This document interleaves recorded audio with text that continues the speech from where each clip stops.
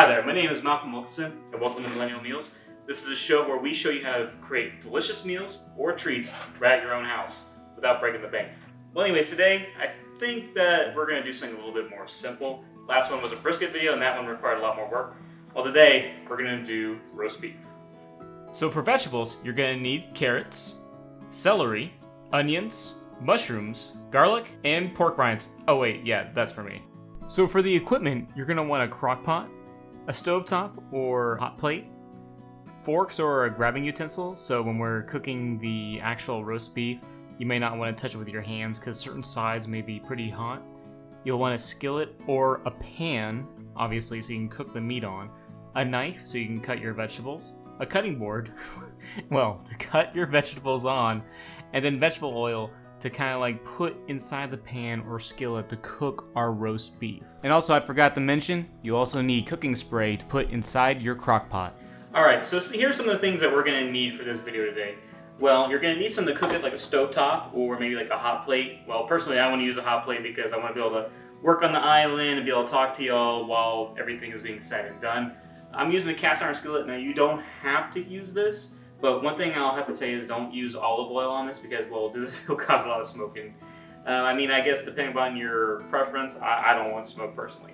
So some of the vegetables that we're going to have one medium-sized onion, which I'm going to slice later on so you can kind of get an idea of that. About 3 cloves of garlic. Now keep in mind, this is not 3 bulbs, this is 3 cloves that come, 3 cloves that comes from the bulb. And about a half a deal of mushrooms. So not the whole thing, or half a mushroom. So basically we want half of this little container. But then again, this is your preference, so if you like a lot of mushrooms, also this does have a lot of vitamin B, which, hey, little bonus fact. You can use half a bag of baby carrots or a whole bag. Personally, I like carrots, so I'm going to use a whole bag. Also, the other vegetable will be celery stalks. What I'm going to be doing is I'm going to use about 5 slices, and what I'm going to do is I'm going to cut them into about 1-inch segments, and that way I just have some little variety of the vegetables I have inside this crock pot.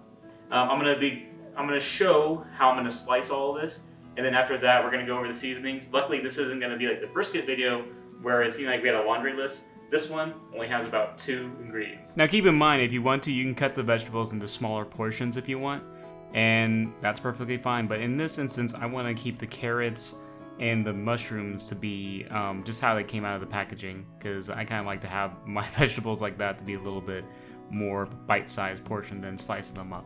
Now for the garlic, when you pull off your piece of clove, it's going to have all this wrapping around it. Well, what I like to do is I like to cut the end off with a knife and then smash it down with a knife. Reason being is it makes it a lot easier to pull off all that peel, well, as long as you don't lose it. But I like being able to do that because it makes that job a lot easier. If you don't, you can still do it, but like I said, cutting off the end and then smashing it down is a lot easier.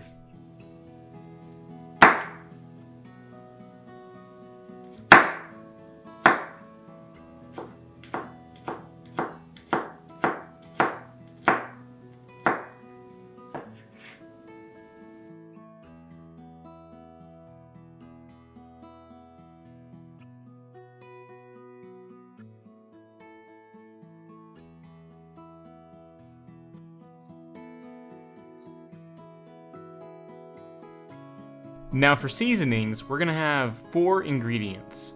So we're gonna have 1 tablespoon of onion powder and 2 teaspoons of garlic powder. And the next 2 is just a little sprinkling of salt and pepper.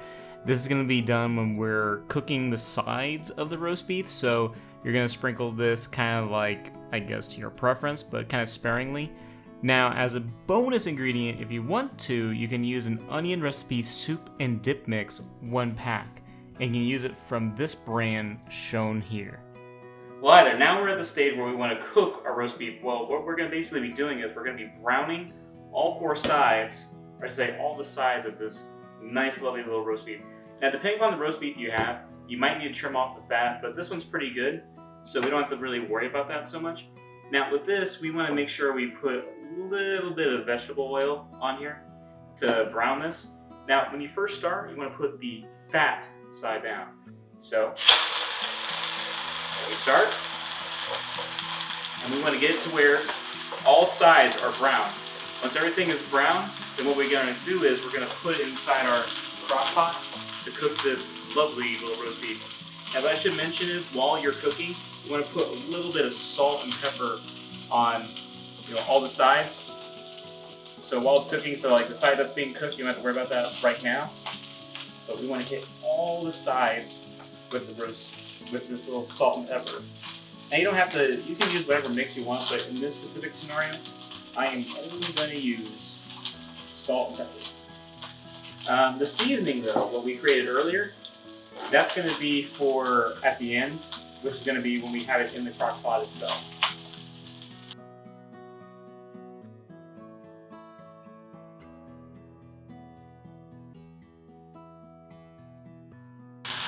Now every once in a while, you want to check your meat. So we want to make sure we get it brown. So right now it looks pretty good. So I'm going to hit the other side. It's going to be on the left-hand side.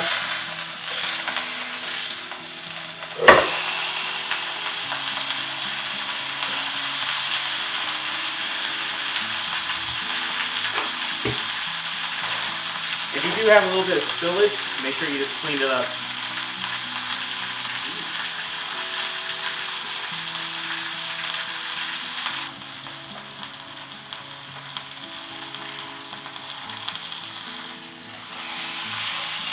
That's about as brown as I want to get it. You can see that nice little browning. Now I'm going to cook this bottom part.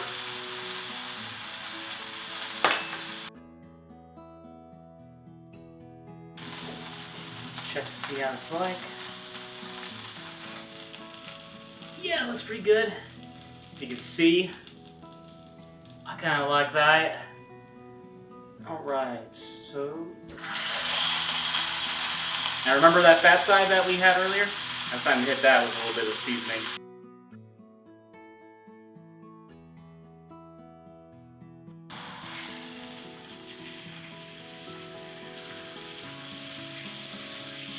So sometimes it's necessary, like depending upon the shape of your roast beef, that you have to hold it like at an awkward angle.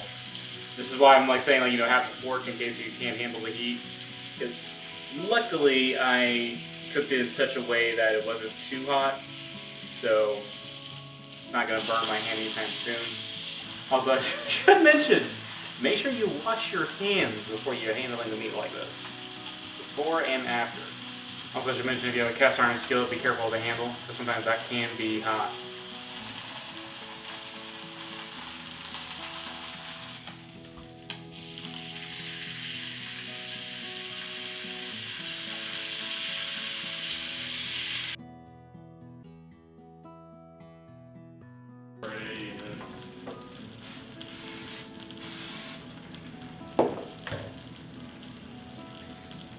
Alright, now that the roast beef has been cooked on all four sides, what we want to do is we want to throw it inside our crock pot, and then next we're going to be throwing in all of our seasonings. So, a little seasoning of onion powder and garlic powder that we made earlier, well, it's coming into play right now.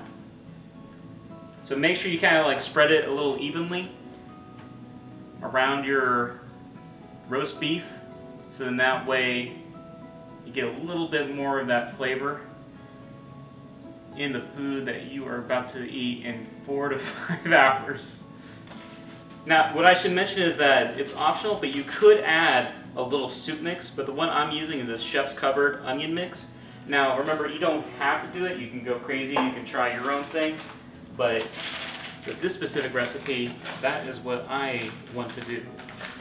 I want to add little different flavorings. Again, you don't have to do this. You can just stick with the seasoning, or if there's anything else that you see that you think will be delicious when it comes to your meal, then I would say go for it. Now next is we want to put on the veggies. So when you're putting on the veggies, just make sure you kind of like get it around the sides, because you kind of want to make it to where more it's surrounding the food that you're trying to make. Alright, so again, what you want to try and do is you want to try and surround your roast beef with the vegetables that you're about to put on. And you get a little bit on top, that's not a big deal, because everything's going to be pretty much cooked inside the same deal anyways. And this one's going to be really vegetable packed. Alright, so as a final thing we want to do is, like right before we put on our fancy little lid, we're going to put 1 cup of water and then we're going to put it on high.